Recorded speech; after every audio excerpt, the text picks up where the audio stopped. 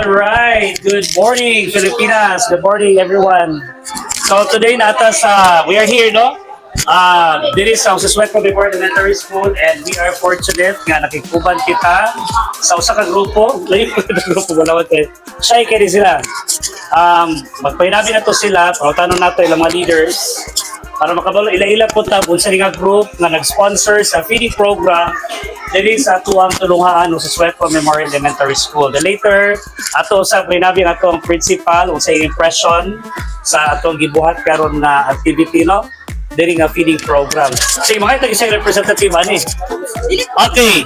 Ang ilahang ato ang makinabi karon ay ilahang secretary. Sige. Mauta na sa taon sa nga group aron makakuan punta kay actually daghan ang group nagani diri nagkanda og feeding program mga NGOs dayon wala gid sila maiskapo sa ato ang kanang interview kay ganito na po namo ni diri nga amo ang report, no? Sige, mauta na ta og unsa ka group ni first ipaila sa pangalan. So, mayong buntag dai sa tanan ako dai si Jennifer T. Duarte taga diri ra taga Alindangaw, Tocoran. Ako dai ang representative sa Alpha Caparo. So, naami diri nagkanda og feeding program para pud sa among preparation para karong August 8. August 8. Doon sa na sa August 8? Amo ang anniversary, sir. Anniversary. Yes, Mo rin sir. nagkanda mo. Yes, sir. So aside sa Susweko Memorial Elementary School, napo ba may laing mga lugar or program ni siya yung kandak sa tibuok na tukuran? Pero tukuran, yung school, nagpili lang mo mga schools na inyong tagaan ng feeding program. Sa pagkakaroon, sir, kani ang amo ang napili, sir. Pero atong mga previews pa dito pud sa mga lagyo nga lugar.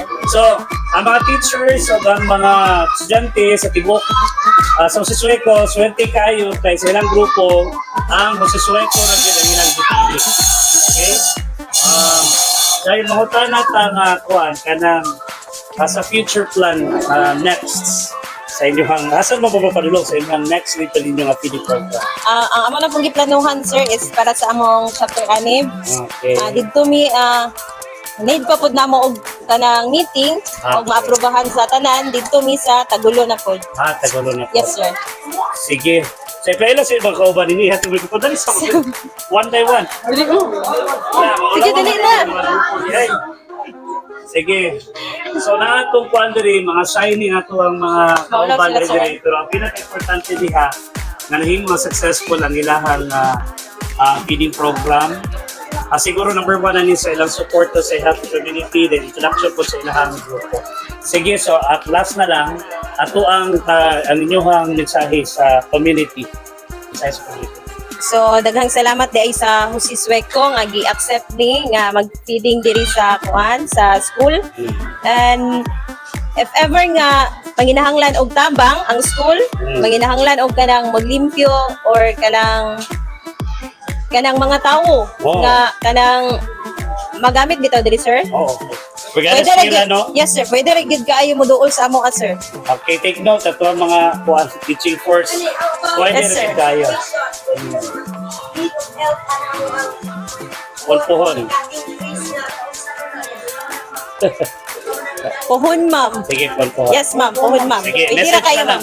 Message sa inyong kuan, sa inyong group. Last na lang siguro. Sige, ang sir, ma'am. Sige. So, again, ato pasalamatan ang sa nga grupo ni Alpha Caparo, sir. Alpha Caparo, Tukuran na di sa nga chapter. Tukuran chapter, sir. Okay, so dili sa barangay Tukuran yun. Tukuran chapter. So, gikan sila sa kasatag sa barangay, Yes, sa sir. Tukuran, i-compose sa ka-team.